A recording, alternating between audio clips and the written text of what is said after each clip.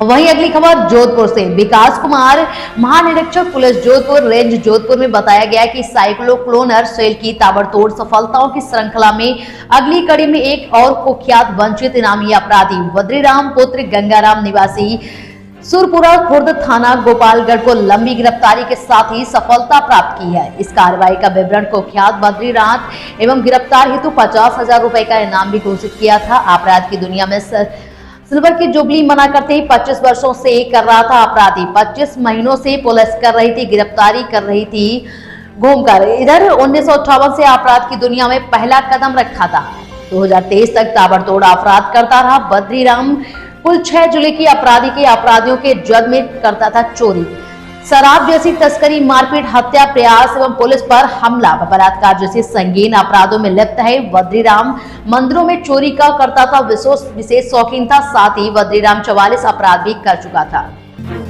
Jodhpur range के साइक्लोनर team के अनवरत शोध, साधना और तपस्या का सकारात्मक फल लगातार समाज को मिल रहा है।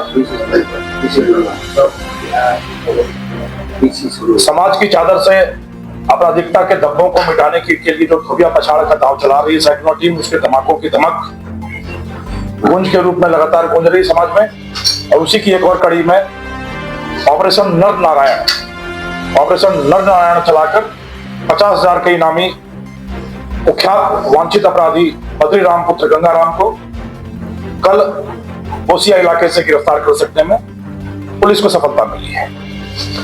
सुरा, सुंदरी, शादी, संपत्ति, सत्ता, संघर्ष और सनक, इन 7 रंगों के सरगम का सरताज रहा है बद्रीराम।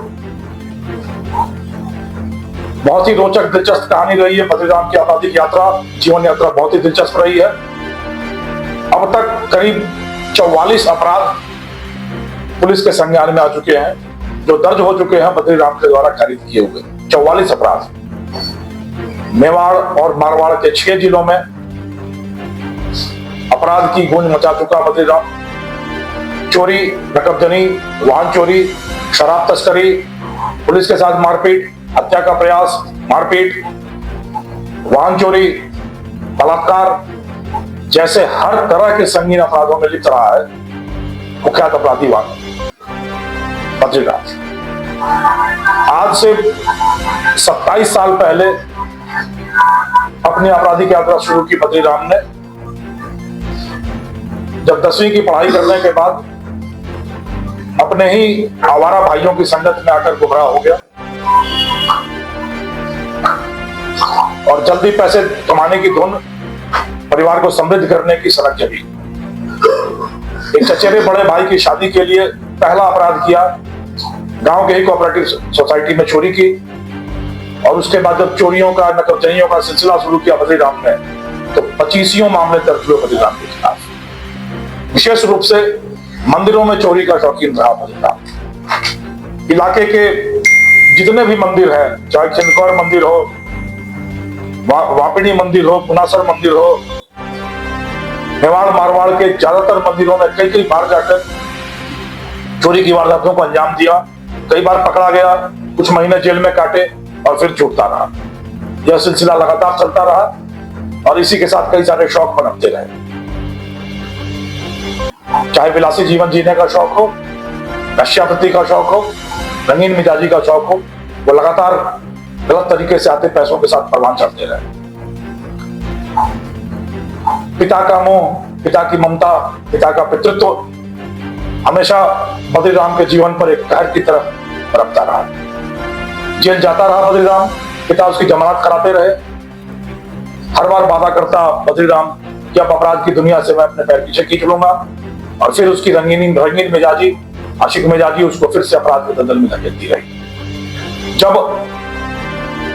चोरी के छोटे मोटे पैसों से शौक नहीं पूरे होते रहे, तो शराब तस्करी की दुनिया में कूद पड़ा बद्रीराम। हरियाणा से गुजरात तक शराब की तस्करी के धंधे का एक सूत्रधार बना और लंबे समय तक यह तस्करी का धंधा उसने चलाया। इसमें भी पकड़ा गया, जेल गया और जेल जाकर मन इतना बढ़ा कि जेल की दीवारें तोड़कर भी जेल से फरार हुआ। जेल तोड़कर भागने के कुख्यात मामले में वांछित रहा बद्रीराम बट इसी बीच उसके पिता की मौत हुई और पिता की मौत के बाद जो उसके सर पर जमानत का साया था वो अचानक से विलीन हो गया। भाइयों ने मुंह मोड़ा तो ससुराल का पक्ष थामा बद्रीराम ने और खनन के धंधे में ससुराल पक्ष की मदद से खनन के धंधे में लग गया। खनन के धंधे के साथ ही लगातार खूब पैसे आने लगे। जब पैसे आए तो सत्ता सुख का मोह जागा, सत्ता लिप्सा जागी और गांव के सरपंची के चुनाव में इसने अपनी मां को खड़ा किया। ज्यादा सफलता तो हाथ नहीं लगी और सत्ता का मोह बढ़ता गया और उसी चक्कर में शुरू हुआ सत्ता संघर्ष का सिलसिला। दुश्मनियां बढ़ती गई और उन दुश्मनियों से ज्यादा आगे बढ़ती रही आशिक मिजाजी, रंगीन मिजाजी। महिला मित्रों का मार लगा दिया बद्रीराम ने और लगातार रंगीन मिजाजी के किस्से बनाता रहा। इन्हीं किस्सों की जद में बलात्कार और पॉक्सो का एक मुकदमा दर्ज हुआ 2023 में और तब से फरारी काट रहा था बद्रीराम। विडंबना देखिए कि जो आदमी मंदिर में चोरियों का शौकीन था, मंदिर में जाकर अपराध करता था, अब वो उन्हीं मंदिरों में और मठों में जाकर साधना और शोध में लिप्त हो गया और शांति और सुकून की तलाश करने लगा। फरारी के टाइम में करीब 8 महीने बद्रीराम ने बागेश्वर धाम में काटे, पर्ची निकलने का इंतजार करता रहा, शांति की तलाश करता रहा। वृंदावन की मंदिरों में खूब खाक छानी और अभी पिछले 1 महीने तक कुंभ में धुनी रमाकर बैठा था बद्रीराम।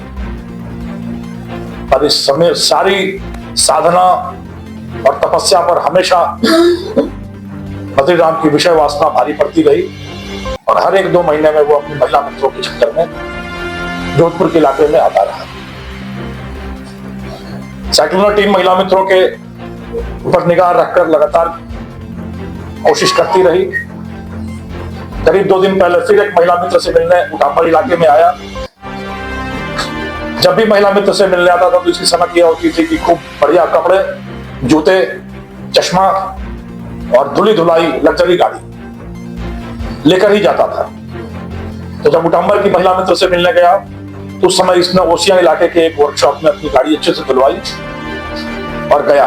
वह महिला मित्र बीमार मिली तो दूसरी महिला मित्र के चक्कर में घूमने लगा।